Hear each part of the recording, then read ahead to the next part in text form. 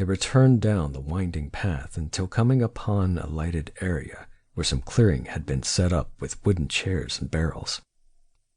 A fire was burning, and people were sitting around it. "Oh, Dominic, look, it's a live nativity," Bernadette said, taking in the outdoor scene of a manger with live sheep and goats. "Can we stay for a bit?" "Of course we can, my love."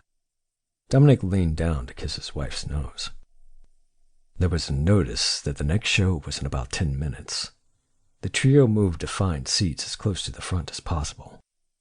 The lights lining the seating area went out, leaving only one bright one directly above the manger. Some music came on, and the performance began. Dominic missed most of what was going on. He was too busy watching Bernadette. Her face was lit up in childish wonder as a retelling of the special birth was played out. When the performance came to an end and the light above the set went out, a hush fell over the crowd. The moment was a special one. "Oh, that was beautiful," Bernadette kept saying as they made their way back to the hotel, her head leaning on Dominic's shoulder.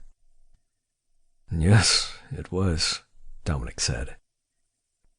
"I'll tell our niece Louisa. I know she would love it. It would be lovely to have something like that in our backyard, don't you think?"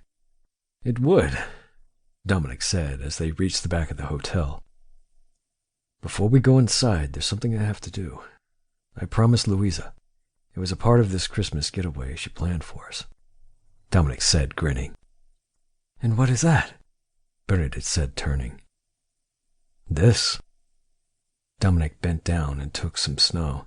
Seeing what Dominic was about to do, Bernadette held up her hands. "Don't you dare, Mr. Collins!" Dominic formed a snowball and slowly went to Bernadette. "Why not, honey?" he said, tossing the snowball back and forth in his hands. "Because... Dominic," Bernadette said, backing away. "Well, you gotta give me a reason," he said, lobbing the ball from hand to hand. "Because I'll kill you." Dominic stayed silent for a moment.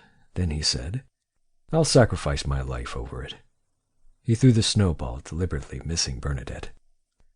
"Bill, help!" Bernadette said. "Sorry, ma'am. You're on your own. I'm staying out of this one." "Coward!" she said, quickly diving to make a snowball. Snowballs were selling, and the couple played until Bernadette said enough. The telephone woke Dominic. He groaned as he rolled over Bernadette to answer it. "Hello?" "Merry Christmas, Uncle Dominic." It was Louisa. Dominic winced a little at the volume of her voice and said, "Merry Christmas, sweetheart." He got out of bed. The long cord on the phone followed him to the window. He began speaking softly, not to wake Bernadette. Yes. Well, she's still asleep. I'll have her call you when she gets up." "I am up, Bill," Bernadette said. When Dominic turned around, she said, "Looks like I'm not the only one." "Who's that?" "Hey, sexy. Behave yourself," Dominic whispered as he brought the phone over. "Your niece might hear something." As Bernadette spoke to Louisa, Dominic put on some tight candy cane boxers Bernadette got him the night before. Bernadette put her hands over her mouth, watching Dominic's crotch erect. She stuck out her tongue as Dominic walked to the bathroom. When he came out, Bernadette was still on the phone. Dominic then went downstairs to make some coffee.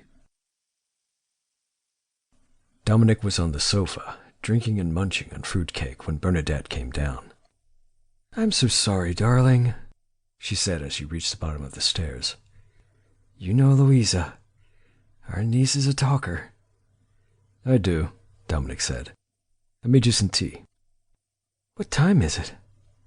"About 6. I knew there was a reason I married you." Bernadette kissed Dominic and laid beside him. "Santa's in town." Dominic gestured downward. "I see," she said, picking up her tea. To keep listening to this audiobook, I've left you a link in the description so you can do it. at no cost thanks to Audible's 30-day free trial.